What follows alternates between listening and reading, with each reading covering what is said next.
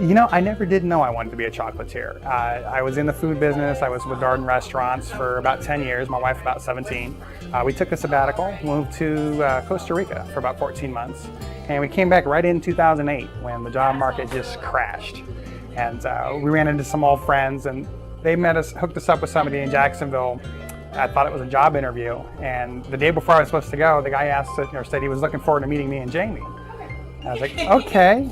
I told her, and she's like, why do I have to go on your job interview? I don't want to go to this. I said, I didn't even know what it was. So we went down, we ended up talking to a guy. He wanted us into a restaurant franchise, and we just weren't interested in going back into restaurants. But he, at the same time, was working on buying Peterbrooke, and it was not inked yet, it wasn't done. He knew the founder was looking to get rid of her last store. And he was trying to help her get rid of her last store, encourage her out. So we had the opportunity to meet with Phyllis, who founded the company.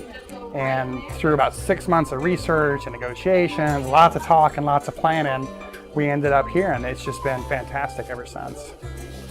Costa Rica was really just time for ourselves. We spent a lot of time hiking and being a new married couple and kind of getting to know each other, so that was a lot of fun without the added pressures of work. So it was a really neat thing to do. We both worked since we were teenagers straight through.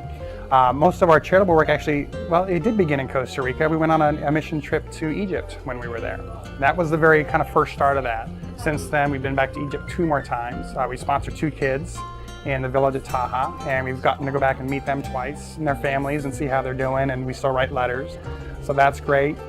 So we did do some missionary work there. As soon as we started the business here, we went to Haiti to help after the terrible earthquake. So we spent about 10 days there trying to help what we could.